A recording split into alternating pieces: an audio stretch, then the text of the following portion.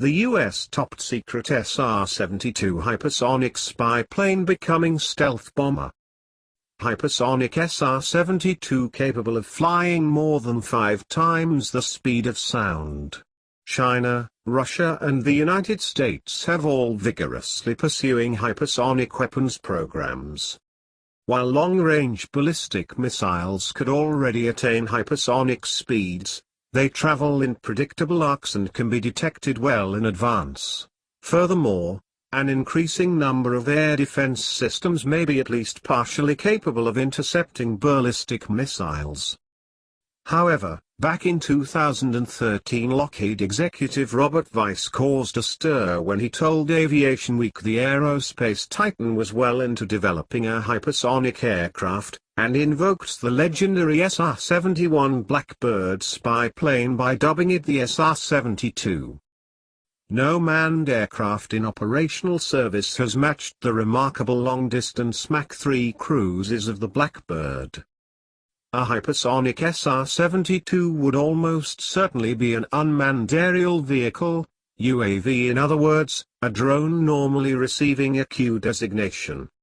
To what extent it would rely on man-in-the-loop, which might be susceptible to disruption, or pre-programmed control versus its own autonomous algorithms, remains an interesting question.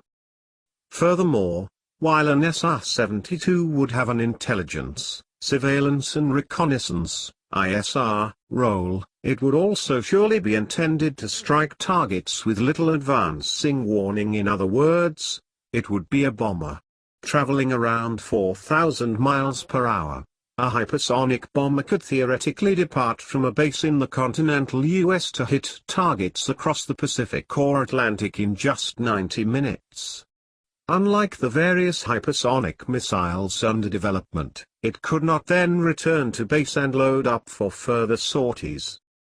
However, the cost efficiency of a hypersonic bomber, spy plane is debatable. It would surely lack stealth characteristics, as the heat generated by travel at such high speeds would make them highly visible to sensors and burn away radar-absorbent materials. Thus adversaries would probably see it coming, even if they had relatively little time to react. Reportedly, Lockheed and the firm Aerojet Rocketdyne made a breakthrough by developing a combined cycle engine involving both a turbine for speeds below Mach 3 with a scramjet engaged for hypersonic cruising. A scramjet generates thrust by sucking in air while traveling at supersonic speeds, meaning that a separate engine has to push the airplane to those speeds before the scramjet can engage. The combined cycle engine makes the dual-engine approach viable by having the turbine and scramjet share the same inlets and exhaust nozzles. Weiss made clear he hoped Lockheed would receive funding to build an optionally manned 60-foot-long, jet fighter-sized, single-engine test-bed aircraft that would cost only $1 billion. This would then lead to the development of an operational twin-engine 100-foot-plus SR-72.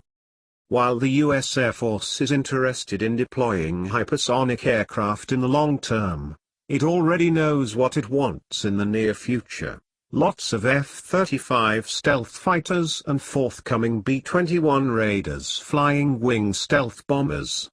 As the air warfare branch already can't procure all the aircraft it wants, carving out funding for a highly expensive avant-garde concept won't be easy.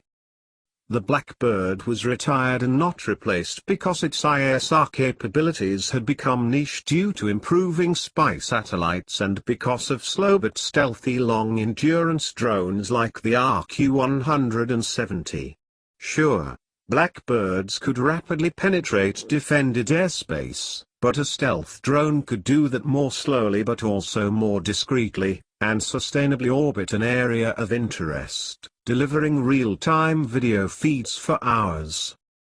The SR-72's promoters argue that speed is the new stealth, reflecting a growing belief in some quarters that improved networked sensors will eventually diminish the survivability of stealth aircraft, making speed once again more prominent as means of defense. Thank you for watching.